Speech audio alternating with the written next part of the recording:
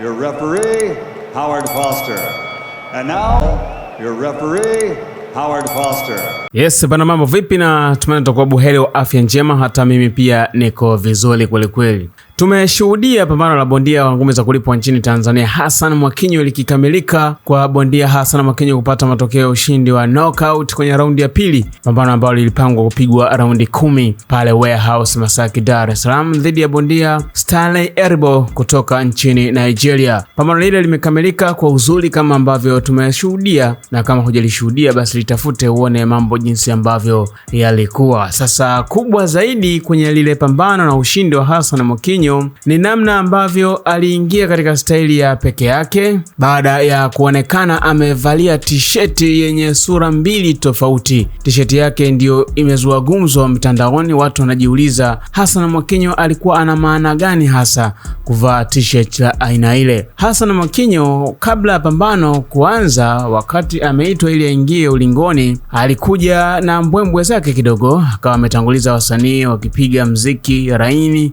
lakini pia akawa anakuja kwa kutembea kwa madaha taratibu, huku akiwa ameonyesha t-shirt nyeupe ambayo ina sura mbili za watu wenye umaarufu mkubwa ndani ya ardhi ya Tanzania. Mbele ya t-shirt alikuwa anaonekana picha ya kivuli ikionyesha ni kama Rais wa Jamhuri ya Muungano wa Tanzania Mheshimiwa Samia Suluhu Hassan, ndio ambayo alikuwa anaonekana kwenye t-shirt kwa mbele ya bondia wa ngumi za kulipwa nchini Tanzania Hassan Mwakinyo. Lakini pia hiyo t-shirt yake kwa nyuma ilikuwa inaonekana ni kama picha ya mwenyekiti wa Chama cha Demokrasia na Maendeleo Tundu Lissu. Sasa watu wanajiuliza alikuwa anamaanisha nini, au ujumbe wake hasa ulikuwa ni kitu gani ambacho alikuwa anakimaanisha Hassan Mwakinyo. Kabla hili pambano na kabla ya kwenda kuona huo ujumbe ambao alionyesha Hassan Mwakinyo aliandika ujumbe mzito kwenye ukurasa wake wa Instagram akisema kwamba anataka ushindi ambao utapatikana kwenye pambano lake uwe ushindi ambao utakuwa ni faraja kwa watu wengi, uweze kufuta machozi kwa watu wenye maumivu katika nyanja mbalimbali. Sasa watu wakawa wanajiuliza, au amejaribu kuweka katika dhana ya picha ile akimaanisha nini? Akimaanisha kwamba labda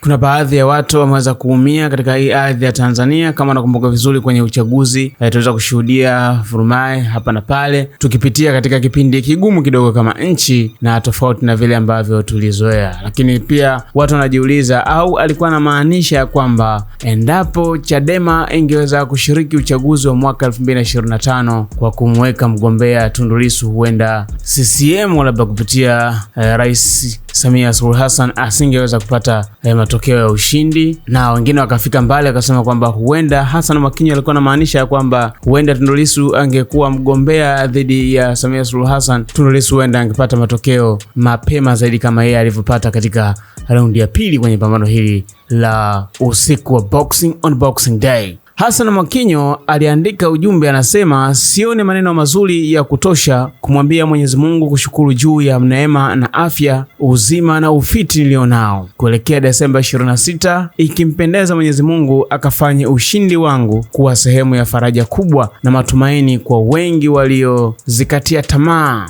hustling zao, ukawe matumaini na faraja kubwa kwa familia zote zilizopoteza wapendwa wao, na ukalete tabasamu jipya kwa wagonjwa, wanyonge na maskini wote wa jamii zetu tulionao. Mwisho wa kunukuu kile ambacho alikiandika Hassan Mwakinyo, ujumbe huu kabla ya kuingia kwenye hili pambano. Sasa wakati ameingia kwenye hili pambano, tukawa tumeshuhudia huo ujumbe ambao ameubeba kwenye hiyo t-shirt. Hakuandika chochote, lakini hizo nguo zake wengi wamejaribu kuhoji kwamba Hassan Mwakinyo alikuwa ana maana gani kuweza kuweka au kutengeneza t-shirt yenye picha ya kumwonyesha Rais wa Jamhuri ya Muungano wa Tanzania kwa mbele, alafu kwa nyuma kumwonyesha mwenyekiti wa Chama cha Demokrasia na Maendeleo Chadema Tundu Lissu. Wewe kwa upande wako unaweza kutafsiri vipi hiki ambacho amekimaanisha Hassan Mwakinyo? Tukutane kwenye comment.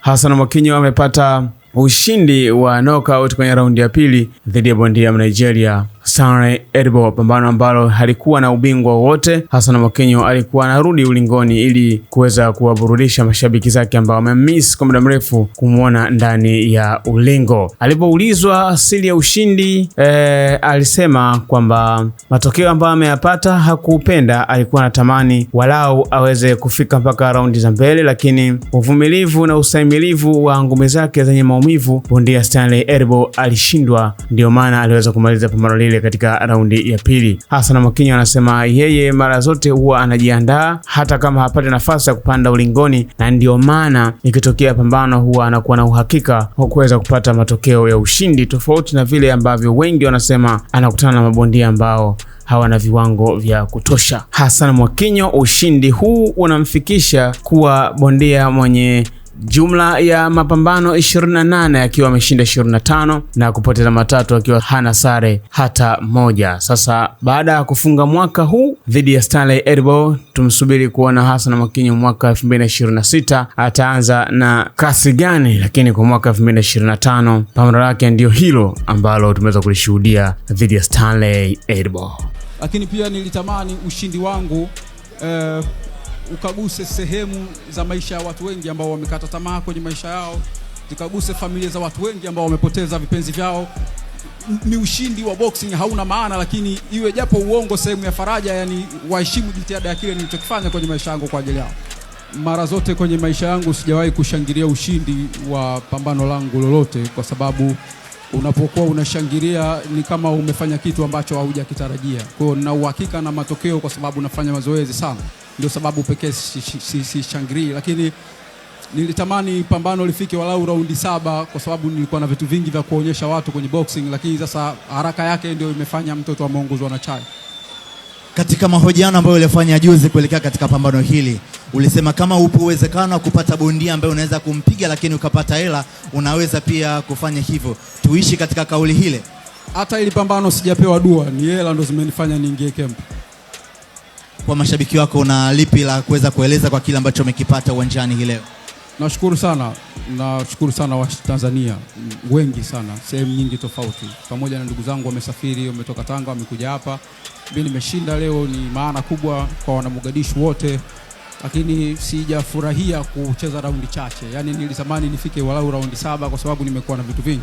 So kwa namna hiyo, Babu Haji iko wapi? Ndugu yangu mmoja Haji kutoka Rock City, tuna mpango tufanye jambo walau nikate kiu nilokuwa nao. Nimefanya mazoezi alafu sijapata kile ambacho nilikuwa nakitarajia nikipata. Natamani siku moja na mimi nimalize pambano na toka damu kwenye pua. Shida watoto sio wavumilivu. Ni mikazo tu. Mtu akija atapinduka tu. Yani hicho ndo ninachoweza kusema. Haijalishi ni leo, kesho kutwa. By the way, nishukuru sana familia yangu, wamekuwa karibu sana na mimi wakati wote. Wanangu wengi sana nimeona sura zao hapa zimenipa nguvu, ikiwemo mheshimiwa mbunge Aweso. Ni kwa maana kubwa sana kwenye karia yangu, kwa heshima kubwa sana kuwepo Tanga. Imekuwa rahisi kwangu kuendelea kuweka discipline katika mazoezi na kuheshimu karia yangu, ndio inanifanya kila siku bora wangu usishuke. Your referee, Howard Foster. And now, your referee, Howard Foster.